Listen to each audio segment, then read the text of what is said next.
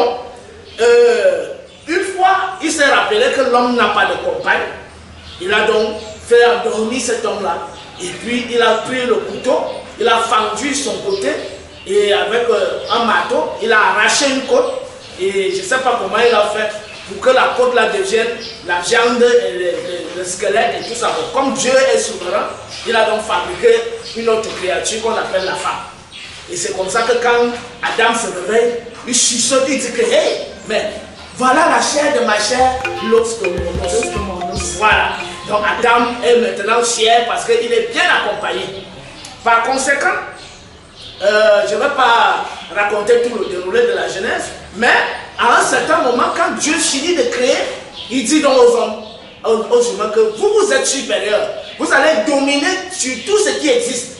Et tout ce qui existe vous servira de nourriture et sera au service de vos intérêts. Donc, effectivement, nous voyons là que Dieu a donné l'autorité à l'homme de dominer sur tout ce qui existe sur terre. Et nous allons observer que c'est cette pensée qui apparaît en filigrane dans la philosophie occidentale lorsque nous allons faire le développement. Par conséquent, dans les traditions abrahamiques, notamment le judaïsme, le christianisme, d'ailleurs il faut préciser que même si on n'a pas mentionné l'islam, l'islam est fille de la tradition judéo-chrétienne. Parce que dans le Coran, on parle du même Adam, on parle de Ève, on parle de Moïse, on parle de tous ces gens-là dans le Coran. Donc, nous constatons effectivement ici que dans cette tradition, l'homme est supérieur à tout ce qui existe. Et d'ailleurs, il a dit à un certain niveau qu'il est même Dieu. Puisque lorsque celui qu'on appelle Jésus, là, le Jésus de la Bible, là, le personnage fictif, d'après la fiction qu'on nous raconte dans les évangiles, il dit que le Père est dans lui et il est dans le Père. Donc, lui et le Père forment une seule personne. Donc, ça veut dire que l'homme est Dieu. Et par conséquent, les gens donc disent que comme Jésus est Dieu, l'homme est Dieu. Et d'ailleurs, même dans l'épisode de Moïse, Dieu demande à Moïse, ne savez-vous pas que vous êtes des dieux? Donc il demande aux humains, est-ce que les humains savent qu'ils sont des dieux? Voilà. Et donc, nous voyons en filigrane et de manière claire que, effectivement, dans la tradition judéo-chrétienne, l'homme est le parachèvement de l'œuvre divine. Et si on regardait un peu du point de vue philosophique, c'est-à-dire avec la pensée de Socrate? La pensée de Socrate, Socrate se détache de tous ses prédécesseurs. Oui. Socrate met tout met l'homme au centre de tout. Et la philosophie de Socrate est ce qu'on a nommé l'anthropocentrisme, c'est-à-dire l'homme est au centre de tout ce qui existe. Et c'est l'homme qui doit décider de tout ce qui existe. Et je pense qu'il s'était aussi inspiré de la pensée de Protagoras, qui disait, Protagoras d'Abdère, le sophiste, qui disait, l'homme est la mesure de toutes choses. Ça veut dire que tout ce qui existe peut être déterminé, conditionné par l'homme. Parce que l'homme, effectivement, est le remplaçant de Dieu sur terre.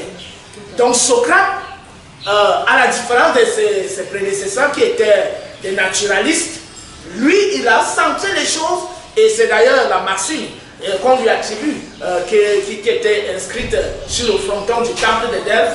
Connais-toi toi-même et tu connaîtras l'univers et Dieu. Donc on est là effectivement dans une sorte d'anthropocentrisme qui ne dit pas son nom. Et par conséquent, la pensée de Socrate est similaire à la tradition judéo-chrétienne. Et c'est d'ailleurs cette pensée, ces deux modes de pensée qui vont influencer la pensée occidentale dans le domaine de la philosophie, dans le domaine même de la culture en général, y compris la civilisation. Et la civilisation, j'espère que vous preniez déjà des notes à la maison, hein, ou que vous soyez toujours scotché sur cette chaîne YouTube. On va passer maintenant aux écoles ésotériques et surtout occidentales. Oui, effectivement, ces écoles ésotériques, comme je viens de le dire, tirent leur source d'inspiration de la pensée gréco-romaine et de la pensée judéo-chrétienne. Donc nous voyons comment la pensée gréco-romaine se recoupe avec la pensée judéo-chrétienne via la Bible et la philosophie de Socrate. Et tous les disciples de Socrate, notamment Platon, Aristote, qui eux-mêmes ont inspiré la philosophie occidentale classique. Donc, les écoles ésotériques sont ce qu'on appelle vulgairement les écoles philosophiques. Mais, sauf que dans ces écoles philosophiques, il y a un ensemble de rituels, de rites et de rituels de pratiques qui s'écartent de la simple philosophie discursive. Donc, on est là dans le domaine de la pratique. Donc, il est vrai que lorsque les gens entrent là-bas, au début, on commence à leur dire vraiment c'est de la philosophie, c'est une autre manière d'être, une autre manière de vivre, etc., etc. Donc, et plus tard, les gens constatent que pour avancer, il faut commencer un certain nombre de rites et de pratiques. Par conséquent, ces rites et ces pratiques tirent leur source des écoles ésotériques gréco-romaines et de la tradition judéo-chrétienne, notamment toutes les pratiques qu'on retrouve, les codes ésotériques qu'on retrouve notamment dans la Genèse, l'arbre de vie, l'arbre de connaissance du bien et du mal, l'arbre de vie, le Fils de Dieu qui gérait le chiffre des hommes et les désirait, la tour de Babel, le temple de Salomon, les livres de Moïse, etc. On retrouve donc dans les pratiques de ces sectes ésotériques exactement ce qui est inscrit dans la Bible. Et avec une approche bien évidemment métaphysique qui ne se limite plus au dogme religieux, à la croyance et à la foi. Là, on est dans la mise en pratique des écrits, des rituels qui ont été codifiés au sein de la Bible. Et ils aiment bien les livres d'Ézéchiel, ils aiment bien la Genèse, les deux arbres, l'arbre de connaissance du bien et du mal. Ils aiment bien les épisodes de Salomon, les épisodes de Moïse.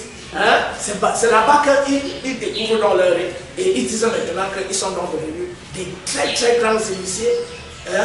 Et qu'ils rencontrent même Dieu face à face.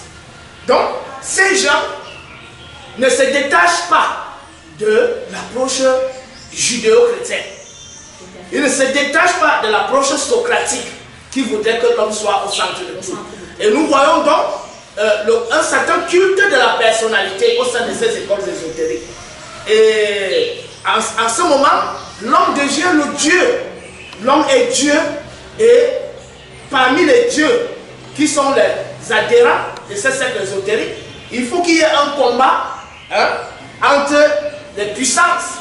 Et c'est celui qui sera le plus puissant qui va donc être le dominateur, c'est-à-dire il sera le Dieu sur terre. Voilà. Donc nous voyons l'exemple dans nos États ici, où le Dieu sur terre, c'est un chef de l'État. Ça peut être un chef de l'État, ça peut être un roi, ça peut être, je ne sais pas, tout ce que vous connaissez. Un chef de famille, par exemple. Un chef de famille. Donc, il y a d'abord un duel entre les coqs, ou c'est les coqs ou les lions, et c'est celui qui est donc le plus fort. C'est lui qui a le plus démontré qu'il est puissant dans l'astral et dans la roubladise. Parce que dans ces écoles, ce qu'on leur enseigne, c'est la roubladise, c'est la logique du chaos, de la domination. Voilà. Donc, une fois ces pratiques réalisées, oui, ils parviennent au même résultat. D'ailleurs, ils partent de là pour former ce qu'on appelle un cercle vicieux. C'est-à-dire que comme l'homme est donc celui qui domine sur tout, l'homme en ce moment-là peut donc se permettre même de défier les lois de la nature. Et ces gens entrent donc dans la logique du défi des lois de la nature. C'est-à-dire que celui-là n'a pas été prédestiné à devenir ceci, mais en allant voler les étoiles à gauche à droite, en allant voler les chances des autres, il s'approprie cela et il devient donc par effraction ce pourquoi il n'était pas destiné à devenir. Donc, nous voyons une logique du désordre qui se profile dans l'idéologie de ces écoles ésotériques. Et une fois qu'on a déjà dit que l'homme est le maître de l'univers et que Dieu lui a donné ce pouvoir, on peut donc entrer dans tous les travers, dans toutes les dégences que nous observons aujourd'hui, notamment les pratiques que nous connaissons aujourd'hui, où l'homme s'écarte de la voie de ce que la divinité a prescrit. Donc notamment les pratiques telles que l'homosexualité, le lesbianisme, la zoophilie, la nécrophilie, les LGBT. Voilà, tout ce que nous constatons.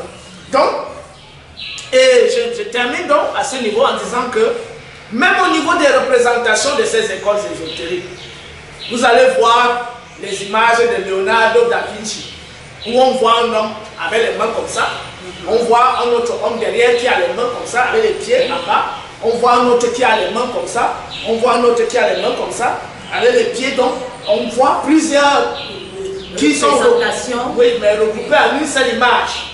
Donc c'est pour dire que c'est l'homme. Oui, c'est vrai qu'on va nous dire qu'on est dans la géométrie sacrée. Oui, on est dans la géométrie sacrée, mais on est encore dans l'anthropocentrisme et dans l'anthropomorphisme. Par conséquent, tout ce que l'homme fait, on l'attribue à Dieu.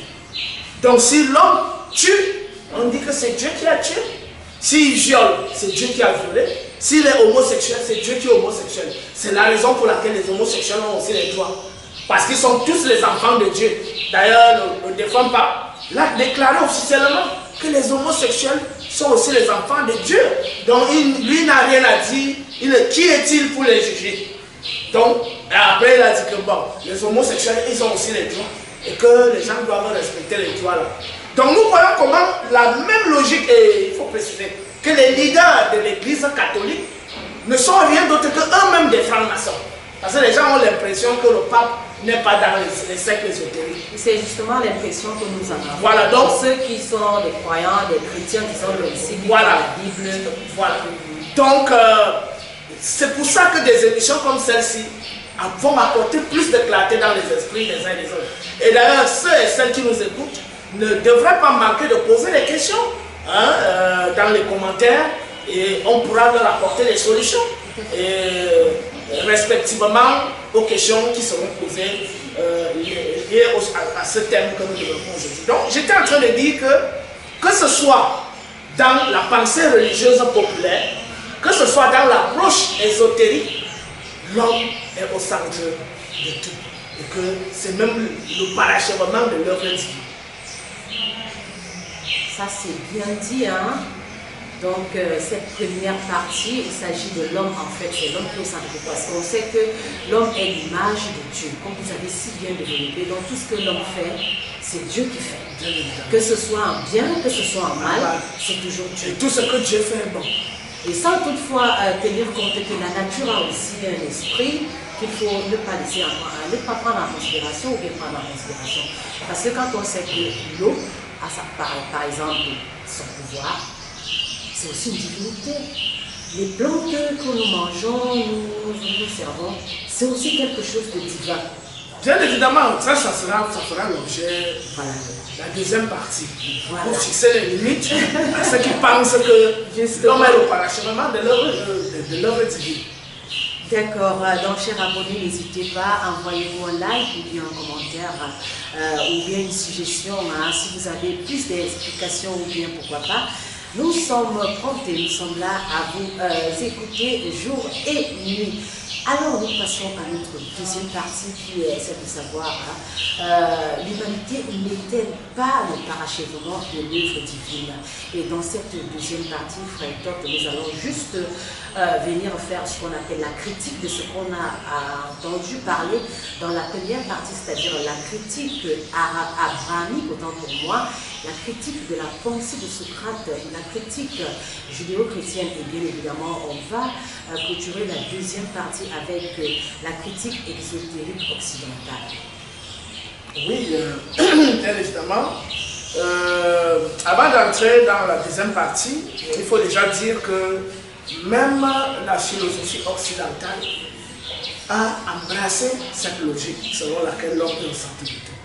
Quand nous lisons la pensée des gens tels que René Descartes,